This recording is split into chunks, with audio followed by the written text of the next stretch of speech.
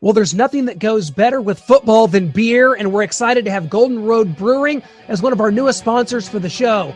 Founded in 2011, Golden Road is Los Angeles' largest craft brewery with brew pub locations across California. Golden Road is excited to celebrate the Kansas City Chiefs with its partnership beer, Kingdom Blonde Ale. Kingdom Blonde is available at local retailers and in the Chiefs Stadium during regular seasons. Golden Road's year-round offerings include Mango Cart Wheat Ale, Wolf Pup IPA, and Fruit Cart Hard Seltzer. Golden Road brewers are constantly experimenting with the freshest ingredients to keep fans' taste buds happy with a collection of rotating seasonals, creative flavors, and classic craft brews. Pick up a case of Golden Road beer at your local store to enjoy before the next game. Visit goldenroad.la/beerfinder to buy Golden Road beer now. This is your Olympic hero and former WWE champion, Kurt Angle. And I just wanted to give a shout out to my guys, Clint and Noah. When it comes to covering sports, there is no one better. And believe me, that's true. It's damn true. Gentlemen, you are the top 1%. The elite. Best of the best. You are now listening to the Elite Sports Podcast, brought to you by Vermeil Wines and powered by GASN Sports, the pinnacle of hard-hitting sports talk, featuring weekly expert analysis and top-notch interviews. And now, please welcome your hosts, Noah Groniger and Clint Schweitzer.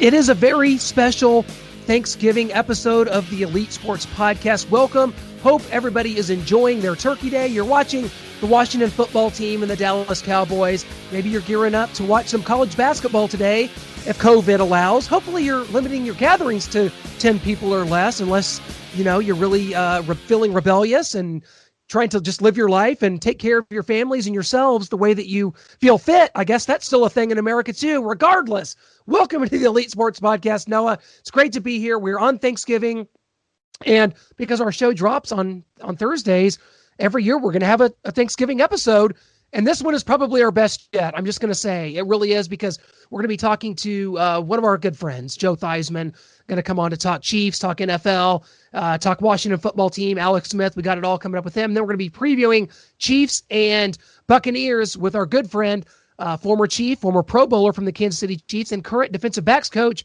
for the Tampa Bay Buccaneers, Kevin Rock. We got it all. This is loaded for Bear and Happy Thanksgiving. Have you enjoyed your turkey yet?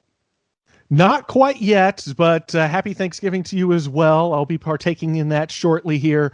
But yeah, Kevin Ross, a former just great of the Kansas City Chiefs, and now currently a secondary defensive backs coach for the Tampa Bay Buccaneers. We're going to get into everything that we have seen from them. A tough loss against the Los Angeles Rams on Monday night, close game, but they came up a little short, and just kind of what they're going to have in motivation to go against his former team and the reigning Super Bowl champions. And like you mentioned, our great friend Joe Theismann, talk a little Notre Dame as well. That's one we didn't mention, and just kind of the state of the NFL and college football as it stands right now with COVID and games being postponed or canceled. So there's a lot to get into. This is a big show, and no better day than Thanksgiving to do it on. We are very thankful to have these two guys joining us. Well, the Chiefs are coming off a huge win, of course, Sunday night against the Las Vegas Raiders, 35-31.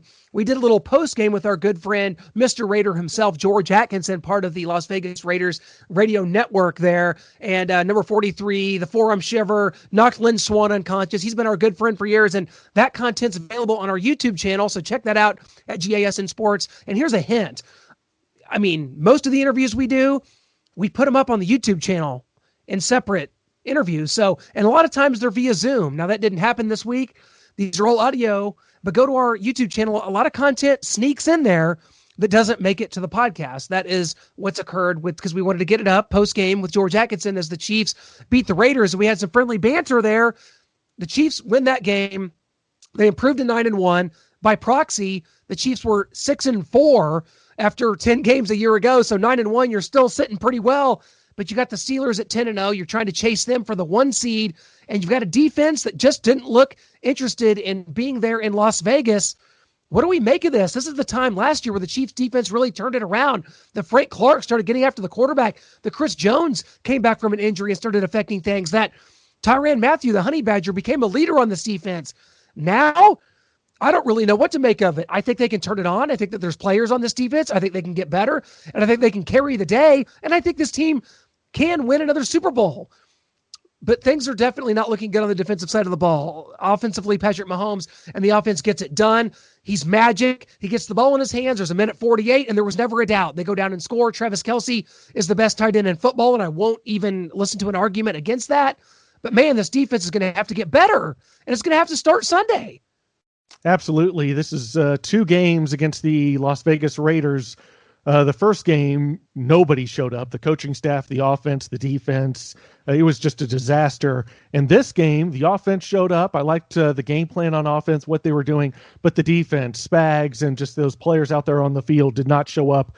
I don't know what Tyrann Mathieu's doing. He didn't look like he was interested in tackling or covering Darren Waller. Just Chris Jones and Frank Clark are non-existent.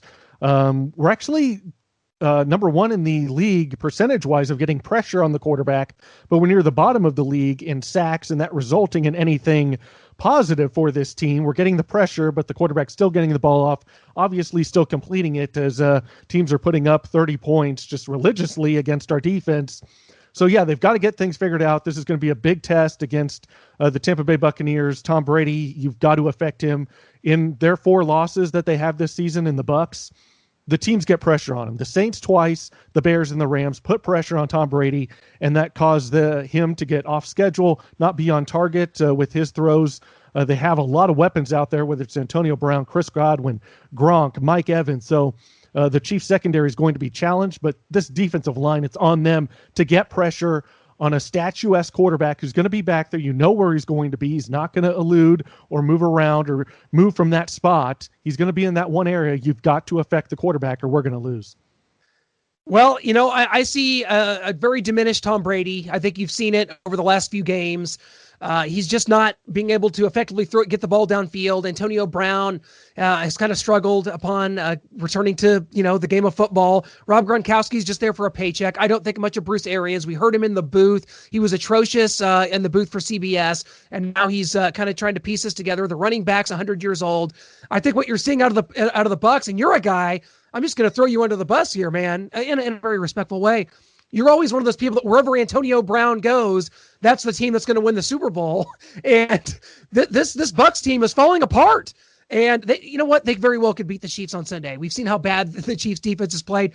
They could go there and Brady could put up 400 yards and they could, he could paper cut this team to death. And maybe Antonio Brown gets a thing or two together. Maybe Gronkowski creates some matchup problems. We've seen Darren Waller create those problems for Daniel Sorensen and those defensive backs trying to cover him. But man, I just think the Bucs are a team that this is just not a team this is not a Super Bowl team. The Chiefs are, so advantage Chiefs in my book there, and it's as simple as that. This team knows how to win. Their coaching staff is there. Bruce Arians, how long is he going to be there kind of putting together this charade? How long is Brady going to play? What is really going to happen here? I'm sorry. I'm writing the Bucs off. I don't think this is a good team at all right now. Their defense that was looking strong to start the season is starting to unravel and be suspect. They're not getting the pressure on the quarterback that they once were. They are good against the run, but they're horrendous against the pass. So Patrick Mahomes and Tyreek Hill and Travis Kelce should have a heyday. But with our defense, I'm thinking maybe the Bucs can keep up. If we're not going to get pressure on Tom Brady, he's going to keep them in the game, and he could steal it at the end because like I mentioned, the 4 games they lost, they got pressure on Tom Brady. If you don't get pressure, he's not throwing some of those interceptions because he's able to step up in the pocket. The first interception he threw against the Rams was he had pressure in his face. The second one was just a misread. He was trying to move the ball down the field late in the game to try and get in field goal range, and it was just a bad throw, bad read. You don't expect that from Tom. But, yeah, things are unraveling a little bit. He's not used to his weapons, especially while he's trying to get Antonio Brown, only a second game with the Bucs. This will be his third going against the Chiefs. Trying to get him in the works as well, and so they're still trying to figure things out there in Tampa. I do expect the Chiefs to win this game because of the offense, but I think it's going to be another close one because this defense is going to give up big plays, specifically, I think, to Mike Evans. Well, we're going to preview it right after we talk about our sponsor, 500 Level. Noah, unique custom designs, 500level.com. There is absolutely no apparel company better. The shirts fit perfectly. They are cozy as could be. I'm excited to make some Christmas purchases, and you guys need to do that too, because for Black Friday through Cyber Monday, 25% off site-wide, Noah. 25% off. No promo codes, 25% off. Chiefs fans, we're trying to defend this Lombardi trophy. They've got Clyde Edwards-Helaire stuff. They've got new Patrick Mahomes stuff. They got sweatshirts. They got women's stuff. They got three-quarter baseball shirts. Noah, they have it all. We have bought so many shirts from there that it's almost like, why have this company as a sponsor? Because we spend all of our money on buying shirts from 500 level. Am I wrong? All the wrestling shirts, all the WWE, it's all there. And for Black Friday, we're loading up for bear. 25% off, guys. Go to 500level.com. Noah, I know that you've are double down. You're going to get double down as well because this company's amazing, is it not? It absolutely is. I mean, I'm going to have to start reclamation project of my bedroom and create another closet somewhere because I'm running out of room, running out of hangers. I just don't have enough to put all the new clothes that I bought from 500 level into a closet, a space where I can wear. I'm going to have to give some of the clothes that I really enjoy and wear a lot to Goodwill because I just don't have the room. Like you mentioned, the throwbacks have really got me, whether it's a Walter Payton shirt. I know they're working on a Derek Thomas shirt. I mean, there's the Boz, Lawrence Taylor, the Icky Shuffle. I just bought that shirt. So, man, there's so much. I love this company. And like you said, we single-handedly can keep them in business, although they're doing well without us. But, man, they are just getting so much more business from us. And hopefully you, especially with this new 25% off sale, you out there listening, I hope you all take advantage of it for Black Friday, for Christmas shopping. There's no better place to get your Christmas shopping done than 500 level. All right, Rock, I mean, let's just get into it here. You guys are coming off a tough loss to the Rams, but all your goals are still right there in front of you. So if you could just talk a little bit about what a close loss to a really good football team you may very well see again in January. Well, I tell you what, we got to learn how to finish games. We still got, we have some relatively young boys in the back end, but we just need to be able to finish games a little better than we have. We have good talent, but this league is the neck above league, and if you can't think the game as you play it, you're going to be in a little trouble. Yeah, and I mean, you talked about some of the talent. Talk about your young secondary and just how much they've been impressive this year. They've kind of played an aggressive style, which has made them susceptible to some double moves, but that's also led to turnovers, like the back-to-back picks against Aaron Rodgers. One of those was a pick six. Just what kind of growth have you seen in your guys like Jamel Dean, Carlton Davis, Antoine Winfield Jr.? They're coming along pretty well. I mean, like they have to mesh, a little bit more. The communication has to be a little bit cleaner, but there's progress being made. But nobody waits on you. You're either ready or you're not. And we got to have everything's got to be clicking this weekend in order for us to win this ball game. You have a quarterback that I would say is kind of like a LeBron James or a Magic Johnson type of guy. Sees the whole field. He doesn't miss any throws. He can make any kind of throw, and he'll throw the ball any kind of way. Yeah, what do you tell your guys about going up against Patrick Mahomes? Is it similar to when you faced Aaron Rodgers, or is Mahomes a different animal with being able to extend plays, the arm angles, no-look throws, just the entire field being open no matter what side he's rolling to? You look at the Chiefs, and it's always his scrambling ability that makes things happen. Mm-hmm. And their receivers understand that. They understand they don't have time to get a second or third move in, and that's how they make big plays. Well, this Chiefs offense is always causing problems and putting pressure on opposing defenses. Talk about the difficulty in trying to take away a Kelsey or Tyreek, but freeing things up for others, whether it be Watkins, who may be back this week. You got Robinson and Hardman, even Helaire and Bell, two backs who can create mismatches in the passing game. Yeah, pick your poison. I mean, different situations, different people. Yeah, pick your poison. They're balanced. They're well-balanced offense. They can run the ball. They can pass the ball.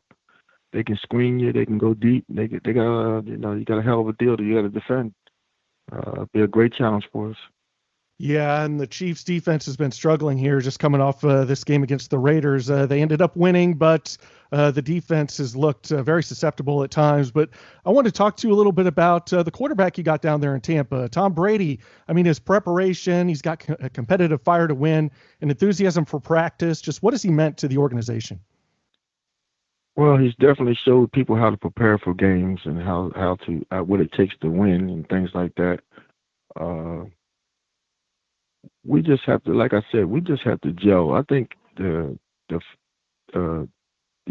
OTAs and missing those type of things and seeing what people can do and where people are going to be, I think that's affected every team in the NFL right now. I think the tackling is not where it needs to be at on all the defenses I've seen this year. It's a lot of factors involved with this, and then, in my opinion, with this pandemic and everything going on, the team that has the most veterans and togetherness, I think those are the teams that's going to end up showing who's who in the playoffs. Absolutely. And I kind of want to ask you a little bit about the receivers you got down there and just how unselfish they are to welcome Antonio Brown in and to go from a guy like Jameis Winston, who's going to throw the ball, he's going to throw it deep, he's going to get Mike Evans and Chris Godwin their targets, they're going to get their yards, and shifting to a Tom Brady who's also getting the ball down the field, but just not at the clip that Jameis Winston was. And just again, to their unselfishness, welcoming in another all-pro receiver in Antonio Brown. Well, it's like I said, Jameis had a time. He had the benefit of working with those guys in the off season. He knows how they release. He knows where they're going to be at. It's one thing to do it in practice, but it's another thing to do it in the games. It's totally different. Game speed is way different than practice speed, and you just got to learn people's releases and how. I don't know how the Chiefs DBs are going to play these guys. Whether they're opening up the gate or they're getting hands on people or not, I don't know what they're going to do. But, that all plays in factor. You got to see what happens. And just the last thing before we get you out of here, Rock, and you're so gracious to come on with us. Can't thank you enough. Is there any extra internal motivation for you all going up against the reigning Super Bowl champions? And personally, what does this game mean to you, being a former Chiefs great? Well, I'll tell you what, it shows you where you're at as a team. I mean, you're playing the best. You're playing the world champs. You can't get motivated for something like that, then you probably don't belong in the league. If there should be no speeches. There's no speech needed. You're playing against the world champs. You're trying to contend for a world championship. Bring your A game, or you better stay home. This is a big boy game. There's no doubt about it. It's a big boy game Sunday. So you guys don't need to fly in Marty Schottenheimer for a big speech saying this is a game of the heart. You don't need no speeches. No, you definitely don't need no speeches. If that's the case, you probably should stay on the sideline. We are looking forward to it so much, Rock. We wish you guys the best of luck down the stretch. Maybe except for Sunday here in Kansas City, us Chiefs fans looking to move to 10-1, but that's no easy task going up against you guys, Tom Brady, and that defense, especially that secondary that you got playing just lights out down there in Tampa. So we're looking forward to it, Rock. We can't wait to have you on again, and it's just an honor and a privilege to have you on here. Every time that you come on, we absolutely look forward to it. We have a blast. So best of luck this weekend, and we'll catch up down the road, my friend. Okay, you take care. Well, there you have it from Kevin Ross. He's got his work cut out for him being the defensive backs coach for the Tampa Bay Buccaneers as the Chiefs are coming in. And Patrick Mahomes, quietly now leads the NFL in passing yards. He's over 3,000. He's got 27 touchdowns, 2 interceptions. He's clearly maybe in the driver's seat for the MVP, and we're going to talk to Joe Theismann about that coming up. But good stuff. We're going kind of, I can't say behind enemy lines because Kevin Ross is a former 2-time Pro Bowler from the Kansas City Chiefs, good friend of ours. But, man, he's got his work cut out for him and really going to have to hope that his defense gets a couple turnovers, does something to affect change, and that certainly the Tampa Bay offense is able to keep up because this is going to be a crazy one, man. He says that Patrick Mahomes is more dangerous than Aaron Rodgers at getting outside the pocket, and you can't argue with Kevin Ross. I mean, great stuff from him. Great to have him on. It really is. It's always a pleasure to have him on, especially a current coach in a game week. I mean, that's just huge just to get his insight, his take on where things are going. So we can't thank him enough. A great former Chief, a great guest here for many years here at GSN Sports and on this Elite Sports podcast. And just like you were talking about, I mean, he's got his work cut out for him. He knows it. And man, I just don't know what that secondary is going to do, but it's going to be interesting. I think the Chiefs are going to come out with the win, but it'll be interesting to see what happens down in Tampa Bay. Well, we want to welcome back to the Elite Sports Podcast our good friend, former Washington football team quarterback, Joe Theismann, former Super Bowl MVP. It's great to have you here, Joe. How are you doing, sir? Good, buddy. How are you? We're doing so good. Thank you so much for coming on with us. Happy Thanksgiving to you. And I'll tell you what, we're diving headfirst into this, man. We just had a big Chiefs Raiders contest here the other night. I just want to get your take because the Chiefs come back and avenge this loss that they had earlier in the season. They're 9-1. Just looking at the Chiefs, looking at things right now, trying to chase the Steelers for that 1 seed. How do you see the Chiefs going forward here, my man? I think they are exactly who we think they are. They're an exciting football team. Defensively and offensively, they're balanced. And Patrick Mahomes makes the difference. He's so talented. You've got speed on the outside. You've got, probably the best tight end in football. Defensively, you're led by a whole bunch of guys that have a lot of speed and a lot of ability to make plays. And your special teams are solid. I mean, across the board, it's as solid a football team as you're going to find. Well, yeah, we'll see how things go going forward. Trying to chase that 1 seed. The Steelers don't seem to be in the business of losing football games, so could be interesting. Joe, I've got to bring it up because the last time we had you on was this summer when your book, How to Be a Champion Every Day, 6 Timeless Keys to Success, it had just was on the cusp of being released. Now we're 6-7 months with that in the rear view. Just what's been the reception like for this book? Because the Amazon reviews are fantastic. I got a version coming. It's my own Christmas gift to myself. The book's on the way. What's been the reception like for this book, Joe? Because I think I've heard so many good things. No, I appreciate it. Thank you. It's been wonderful. Obviously, I haven't had a chance to go out and do many things publicly because of the pandemic. Can't get into Borders books, can't get out to the University of Notre Dame, places where I would normally do autograph sessions. But I've been doing some virtual meetings, and it seems like at the conclusion of a lot of the meetings, people will want to order the book. So it's been accepted very well. I'm excited about it. I'm excited about the future. I basically have called this a soft opening for the book. 2021, we'll get back on the road and do some other things with it. But I'm glad it's helping so many people. And, one of the compliments that I get, and I really appreciate this, is people say, Joe, the book sounds like you. And that's exactly what I wanted. I wanted my words to be more than just on a page, but that people could hear my voice when I speak and when I say the things I say. And it's fun, too. It's not a long read. It's 162 pages. It could be a perfect Christmas gift for anybody who's listening out there. And it's for all ages, from 12 to 92. I think it fits right in with everybody. We're happy to. Nobody deserves it more than you do, Joe. Can't thank you enough for coming on with us again. And I just got to bring it up because Clint mentioned it there the last time we talked. We also talked about Alex Smith and not really knowing what his future holds. And now he's the starting quarterback of the Washington football team. And he didn't just come in like he was, okay, Ron Rivera's made a decision, we're going to go with Alex Smith. He sees Kyle Allen go down with a devastating ankle injury, lower leg injury. And then that kind of, I assume, would bring back memories of what happened to Alex before he goes out there, and now he's the starter. How difficult, how tough do you think that was for him mentally to get back on the field, not by a coach's decision, but by an injury, to a lower leg injury, something similar to what he had? Well, Alex knew that you're, and any guy that's a backup, we've all been in this situation. You're one play away. So you have to prepare like you're going to play. I know when I was in broadcasting, I'd spend 60 hours a week getting ready for a football game. And let's say you had a game like the Kansas City Raider game. You'd probably use 5% of the information that you got because it's such a great game and you can talk about it. But it still doesn't change the preparation. And that's really been Alex's approach. His approach has been, I'm going to approach it this particular way. I'm going to get myself ready to play. If I happen to, I'll be ready to go. But he's always been that way. He's a consummate professional. It's so exciting to see him out there playing and playing well. I mean, 2 weeks ago, he had a chance to really start, threw for 390 yards. And now you see what Scott wants to start to do with him.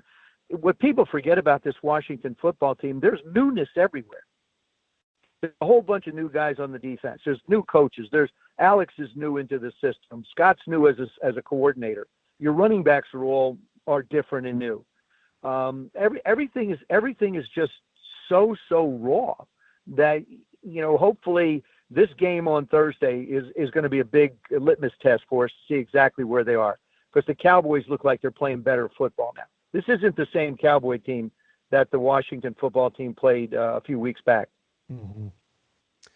Yeah, obviously the NFC East is up for grabs here. The Washington could move into first place, Joe, with a win here on Thursday on Thanksgiving. Let's make that happen. Let's get there. I'm laughing.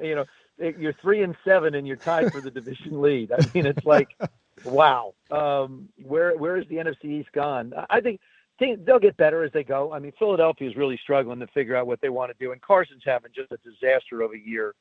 Daniel continues to grow, and Andy had a terrific game last week, just this past weekend, up in Minnesota. Now, I guarantee you, if you asked 100 people were the Cowboys going to beat the Vikings, 100 people would have said no way, especially in Minnesota. And it goes to show you what happens when Zeke gets going, and they've got a great stable of receivers, and Andy looks like he's a lot more comfortable than he was when he first got the chance to play after Dak got hurt. Yeah, absolutely. We're going to be looking at the NFC East to see who can take control, if anybody can, down the stretch here. So that'll be interesting. But I want to talk to you about a quarterback situation, an interesting one. That's if the Jets end up finishing with the number 1 overall pick and take Trevor Lawrence in the upcoming draft. Just where are some landing spots for a talented guy like Sam Darnold, but he's just been in a disastrous situation since day one? I mean, it looks like probably Chicago could be a landing spot for him. Where are some others that you could see? Well, I think Indianapolis, you have to consider how long can Phillip continue to go. Obviously, the Jets were another one. Like you said, Chicago, Washington has to be a place of consideration. Alex isn't getting any younger. There's uncertainty with Kyle. Is Dwayne going to be able to compete and sort of capture the job back? I mean, there's question marks there. I think, Sam could be like Ryan Tannehill. Remember how much grief Ryan Tannehill caught in Miami? Oh, you can't play. You're not good enough, yada, yada, yada. And all of a sudden you wind up in a situation where you go someplace else, like he goes to Tennessee. Now he's got them again headed for the playoffs. One game away from a Super Bowl a year ago. So sometimes a change of scenery does guys a lot of good, to be honest with you. And I think Sam needs a change of scenery because there's been so many things that have happened around him, and it's difficult to play without consistency. I mean, it's a little bit like Baker Mayfield in Cleveland. 3 years in the league, 3 new systems, different coaches. It's hard to really get yourself comfortable and do the things you need to do when you're changing systems. And the classic example of that is Tom Brady. Yeah, I think what's happening in Tampa Bay is very interesting because with Tom Brady, what they're doing is they're asking him to do things that he hasn't done in his entire career. And that's throw the ball down the field to wide receivers. Think back of New England's offense. Where did it all happen? With a slot receiver and a tight end in the middle of the football field. Now, if I was Byron Leftwich and I was Bruce Arians, the first thing I would do is I would start to develop a slot receiving patterns so that Tom could go back to what he was going to do. Put Antonio Brown in the middle. Put him in the slot. He's so quick. I mean, you're not going to get these jump balls down the field with Antonio Brown. He's got to outrun people. And you know what? These corners in this league, they can flat run. So it's not a question. It's not a question of I think Tom not necessarily being as sharp, which he hasn't. It's a new system, no off season. But you're asking him to throw balls down the field, and that is not what he has done, and he didn't do it for 19 years. Now all of a sudden you're asking him to be a deep ball throwing guy, and it's just I think that you've got to tailor your offense to the strengths of the people that are in it. And I don't think that Tom Brady's strength is throwing the ball down the field on a consistent basis. I mean, look, he just didn't miss guys last night. He overthrew him miserably. I mean, by 5 yards. Yeah. I mean, it wasn't even close. And it wasn't that he was pressured. So I just, again, I use that as an example of having to adjust. And, I think Sam, there's going to be some opportunities for Sam to go someplace else, and there should. Well, Joe, we got to talk about kind of things on a broader scale here, as this football season is obviously just a part of this crazy year called 2020, which started, by the way, with the Chiefs winning the Super Bowl, which maybe kind of was the catalyst to things kind of going in a crazy direction here. It's been 50 years. We made it happen. But how do you just assess the way the football season is going, both in college and the NFL? Because to me, the college season really, with all the cancellations, with all the things that have happened, it's really been crazy. I mean, Notre Dame plays Clemson, and Trevor Lawrence is out. They get that win. It's a big win. But it seems like the college it just hasn't got its footing, right? Don't say just because Trevor Lawrence was out that Notre Dame won. Come on. That was just an aside. Will you? No, I will. Yeah, That's just an aside. You know what I'm going. It just hasn't been as engaging. But the NFL has had some COVID problems, but they've managed to keep things going. No fans in the stands. But it just how do you assess this kind of football season as a whole? And you can get into the Notre Dame part if you want to as well. They're going to make the playoff, Joe. It's all going to be good. Tough game this Friday though. You cannot take North Carolina lightly. Syracuse is struggling, and Wake is another team you can't take lightly. I mean, these three games are games, quote unquote, Notre Dame should win. Now, you just can't go out and put the ball on the ground like you did a few weeks ago and have 5 turnovers and expect to beat people. You can lose anything. I think college football has a little bit tougher challenge when it comes to COVID protocol because you have more kids. You've got so many more players. You have twice as many kids as you have normally practicing at the professional level. At the professional level, we had a chance to look at the other professional teams like basketball, hockey, and baseball and study a little bit of their protocol so that they could institute it into what we did. The one word I think you have to apply in today, and it's not just in the sports that you're talking about, it's in our lives, and that's adapt. We all have to adapt. I mean, I had 75 presentations on the books for this year.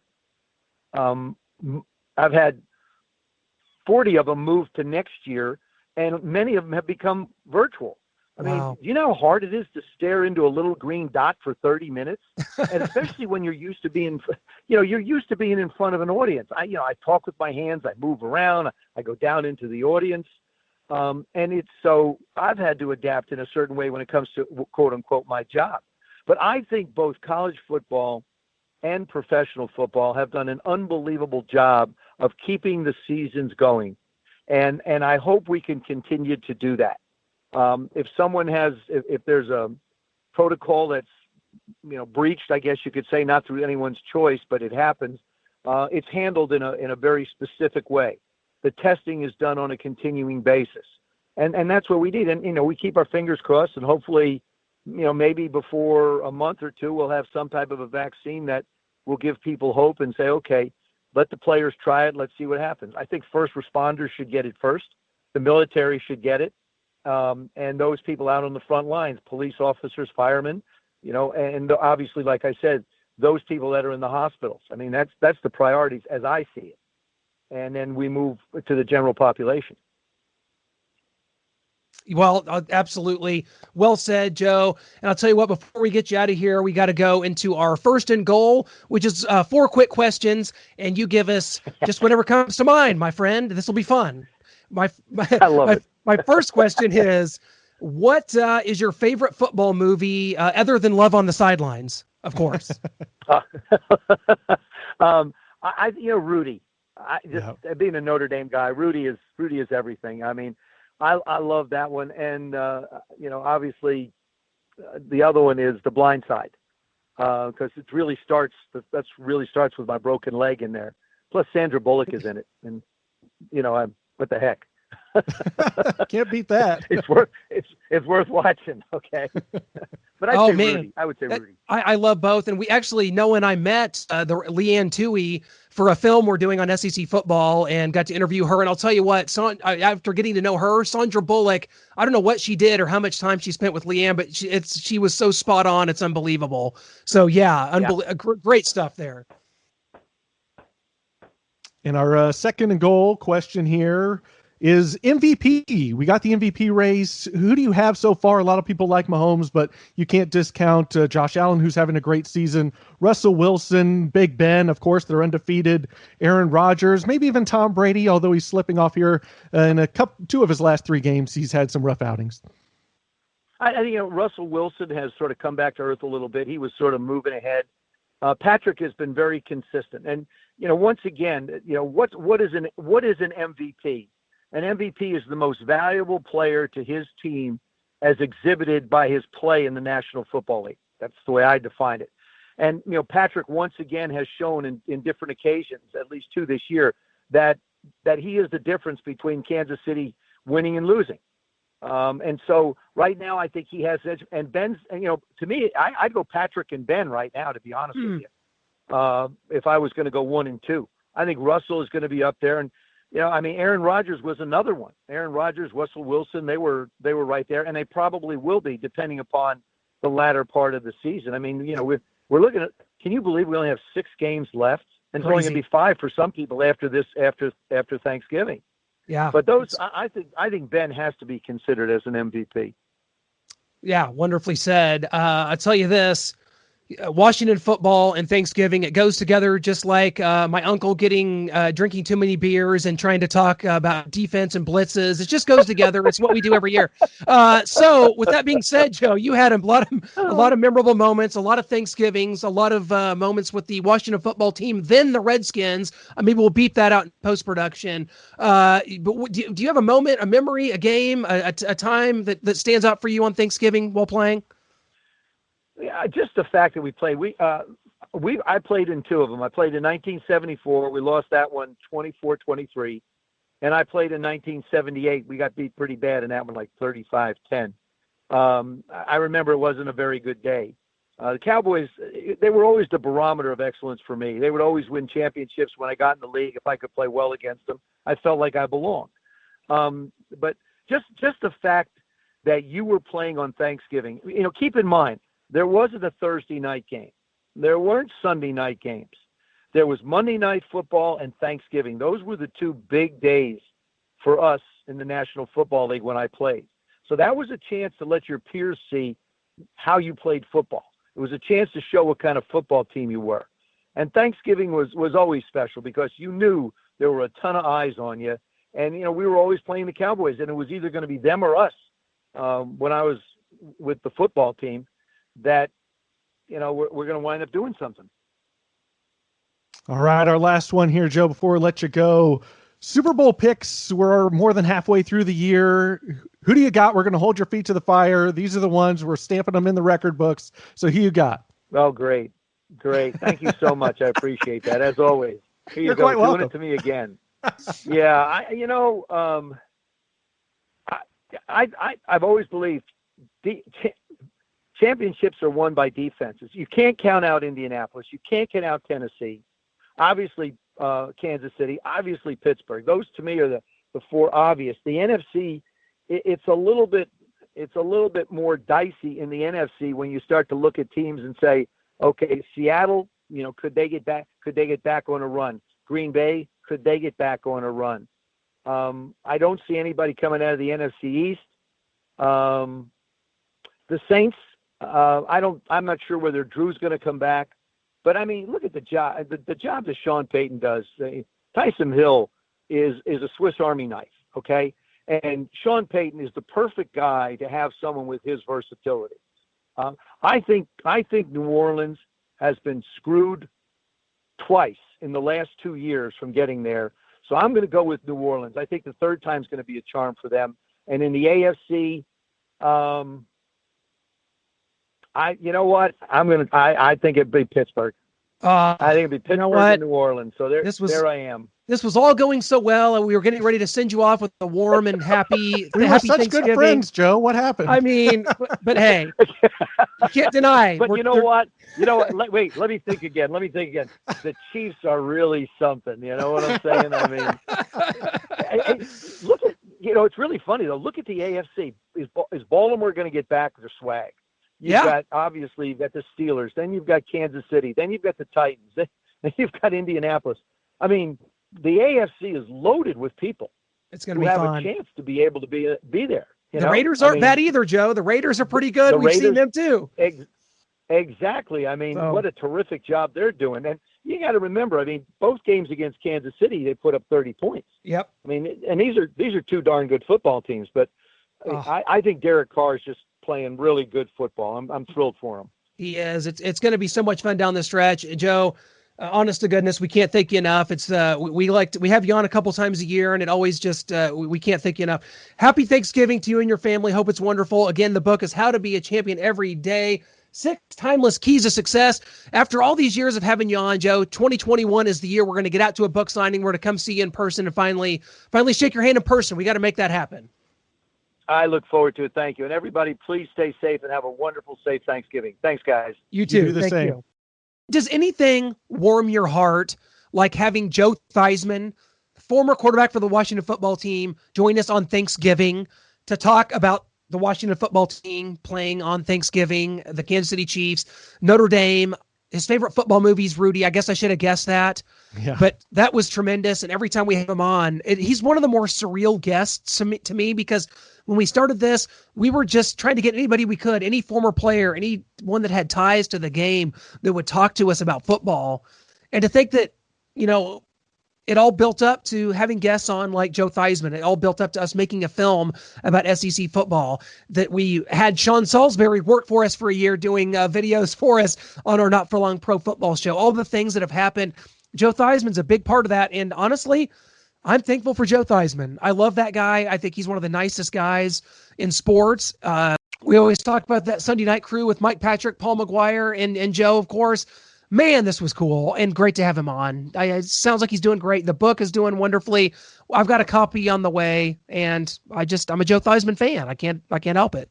Absolutely. You said it best. I am thankful for Joe Theismann as well here on this Thanksgiving Day. I can't think of really too much more to be thankful for. I have my health, the cliche things that people throw out, but we don't do a lot of cliche here. So I'm going to just go ahead and say, like you did, I'm thankful for Joe Theismann being a guest on here. I have to pinch myself sometimes during the interviews or when you tell me, hey, he's coming on this week, because like you mentioned, that Sunday Night Football crew, I mean, that is my childhood. I grew up that is my favorite crew, NFL broadcasting crew of all time, that Sunday Night Football crew.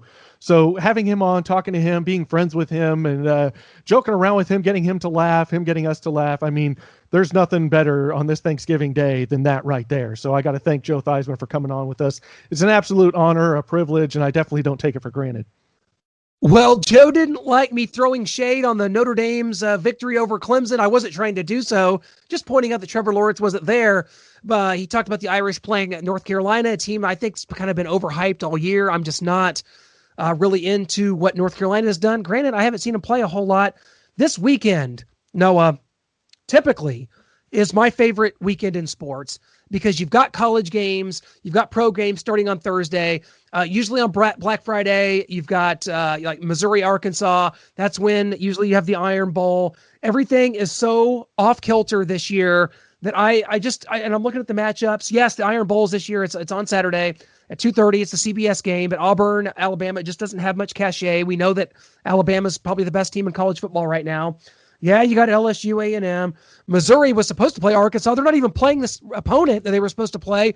They're playing Vanderbilt. By the way, they're getting some momentum after a nice defensive win over South Carolina. Missouri's going to have a chance to get to 4-3 with just a win over Vanderbilt. But things are so off kilter, I just can't look at this weekend and be as excited as I've been in years past about college football and the Thanksgiving weekend. It goes together hand in hand, but man, I'm just not feeling it as much this year. Just somebody help me out here. Well, I don't think anyone can say that they're feeling it this year, especially us here. I mean, if we had to look up that, is the Iron Bowl happening, or are they making up a different game and push that? The fact that that's even happening just takes everything out of that matchup. And Alabama and Auburn, like you mentioned, Auburn's they're winning, but they're not looking too impressive. Bo Nix hasn't progressed as a passer. They're not super dominant in the run game to where they can just lean on that and coast to wins. So they're having some close wins. They've had questionable wins with Bo Nix trying to spike the ball, but it was backwards, but the refs didn't catch it. So they ended up winning that game when they should have lost it earlier in the year. And yeah, Alabama's going to run away with this thing. And like you said, no Missouri, Arkansas, that's synonymous with this weekend or this week and then weekend. And that's gone. Now it's Vanderbilt. So everything is just discombobulated in college football. It doesn't feel real. You don't know where you're at in the season or who you're playing or what's happening. Just my head is spinning even talking about it right now. But these NFL games, at least maybe you can feel somewhat confident in that. The Ravens are having a bit of a COVID bout. I love saying that. But it sounds like the game will happen. Just the Ravens will be without their top two running backs and Mark Ingram and J.K. Dobbins. But forget that. It's still a good matchup on paper, so we're going to be watching that. And Dallas and the Washington football team. But like you said, just I don't know about this season. Like the NFL is still intriguing to me. I'm going to watch. I'm going to be interested down the stretch. But I'm just ready for fans to get back in these stadiums and for this COVID to go away, a vaccine to get here, like we talked to Joe Theismann about, and just to get this all behind us. Wherever this is going to be, I don't know if it can last too much longer. If this is going to be a 2022, I might just need to hop in the old time machine and just fast forward to that because I just can't take much more of it, my friend.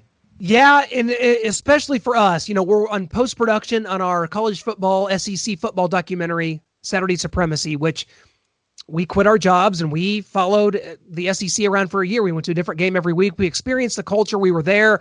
I mean, we've been to Baton Rouge on a Saturday night. We've been to the Grove on a perfect Saturday afternoon where it was almost literally so beautiful that you could just taste the wonderful weather inside you.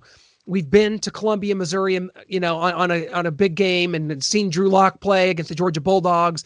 We've done all these things. We've been to Nashville, Tennessee on a perfect weekend where Vanderbilt put 8,000 people in the stadium and we still had a great time. But you know what? Through all that, I've learned that is such an essence of what makes college football so important and so endearing. And to not have that has just taken so much away. I remember early in the season, there was a shot and they were showing the Grove at Ole Miss before a game and it was just nobody there. And you could just kind of in the background of this shot see like somebody walking down this path, and you saw a security guard dressed in that familiar neon yellow jacket go up to them and point them away, kicking them away from the Grove. And that just broke my heart.